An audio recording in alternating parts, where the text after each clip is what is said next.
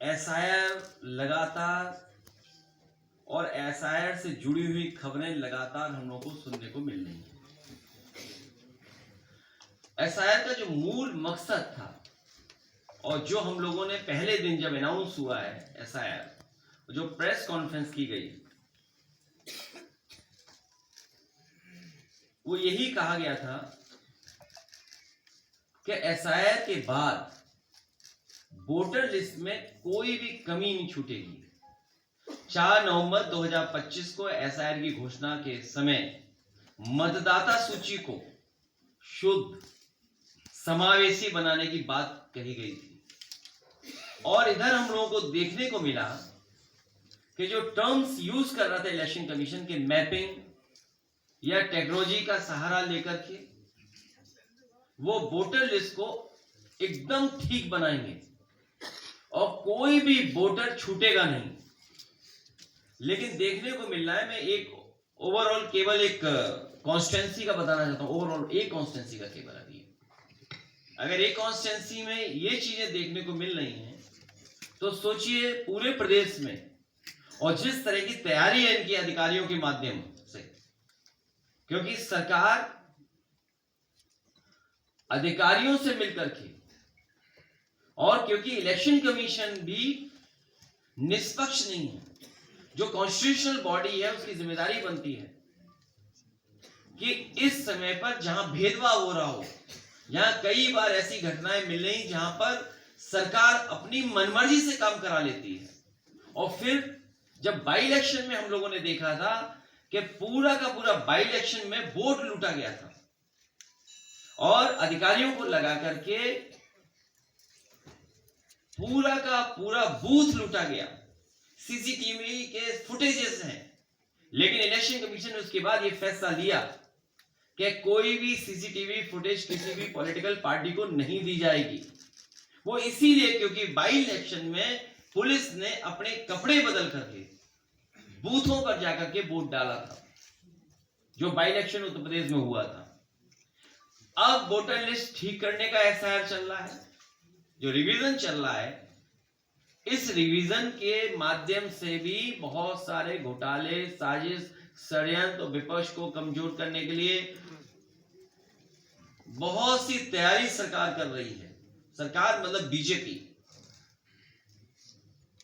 समय बढ़ाना इसका मतलब पूरी तैयारी नहीं थी, फिर समय बढ़ाना इसका मतलब बिल्कुल तैयार नहीं थे।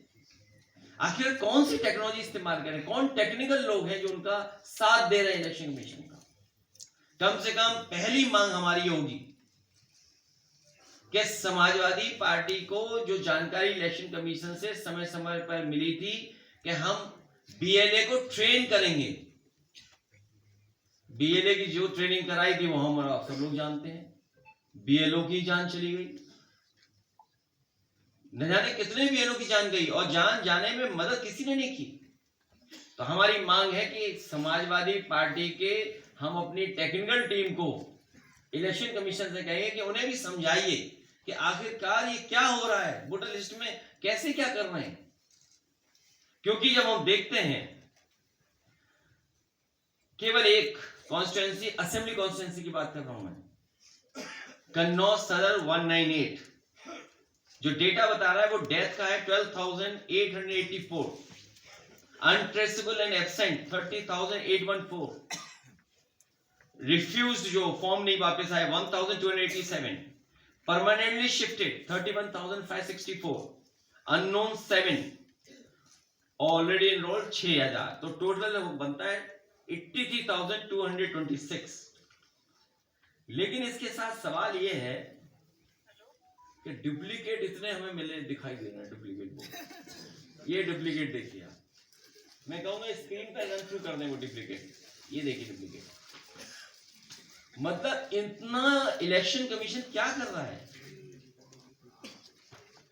एक ही नाम से दो वोट, ये आप रन थ्रू कर दो, ये देखिए ये है लिस्ट, और बाकायदा लिस्ट है नाम के साथ।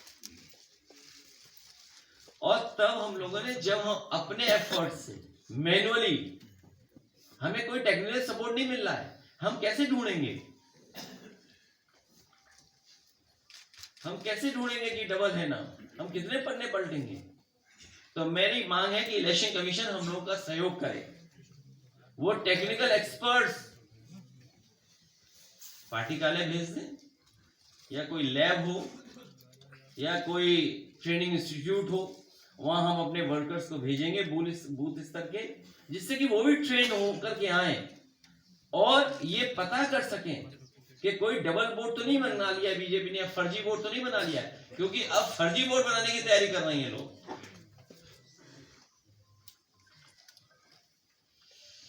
अब सुनने में आया है कि पहले तो ये बताया गया था कि मैपिंग मतदाताओं को कोई नोटिस नहीं दी जाएगी, वो रन थ्रू करते रहो आप डुप्लीकेट वोट्स, लेकिन अब मैपिंग में भी लॉजिकल एरर के नाम पर 2 करोड़ 22 लाख मतदाताओं को नोटिस भेजी जाएगी।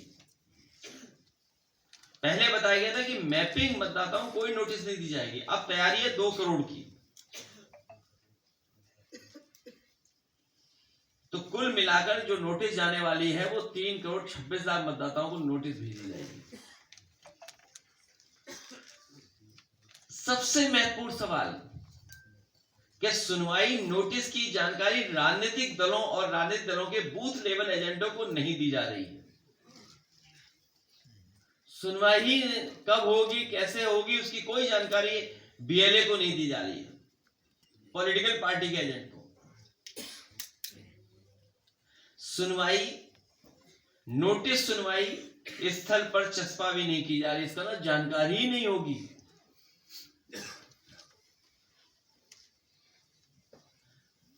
बीएलओ जो सरकारी कर्मचारी है, सरकार के दबाव में काम करते हैं, जाति के आधार पर पोस्ट होते हैं, सुनवाई के समय मौजूद रहेंगे, लेकिन राजनीतिक दलों के बीएलए मौजूद नहीं रहेंगे। आप पहले तो कह रहे थे कि बीएलओ बीएलए दोनों मिलकर के काम करेंगे, जिससे कोई अगर कमी है तो किसी भी पॉलिटिकल पार्टी का बीएलए उस समय मदद कर सकता है बीएलओ की, और बीएलओ भी मदद ले सकता है बीएलए की। लेकिन अब क्या कर रहे हैं आप? बीएलओ को तो बुला रहे हैं, लेकिन बीएलए को नहीं बुला रहे हैं आप। सुनवाई के बाद फैसले की जानकारी मतदाता को नहीं दी जा रही है, और सुनवाई स्थल पर चस्पा भी नहीं की जा रही है। भाई आप सुनवाई और आपस में क्या तय कर रहे हैं आप? इसका मतलब कोई बहुत बड़े पैमाने पे मैनिपुलेशन करने की तैयारी चल रही है। और सबसे महत्वपूर्ण कि बीजेपी मानसिकता वाले अधिकारी को हियरिंग में लगाया गया है। जो अधिकारी लगाए गए हैं, कौन सा टेस्ट है बीजेपी के पास ये पता नहीं है। एआई का लैब तो जानते हैं कि नहीं जानते सरकार वाले, लेकिन ये टेस्ट कहां होता है? उन अधिकारियों को लगाया जा रहा है जो बीजेपी की मानसिकता है, बीजेपी को सपोर्ट करें, जो वोटों में हेराफेरी करें। तो हमें उम्मीद है इलेक्शन कमीशन इन चीजों पर ध्यान देगा।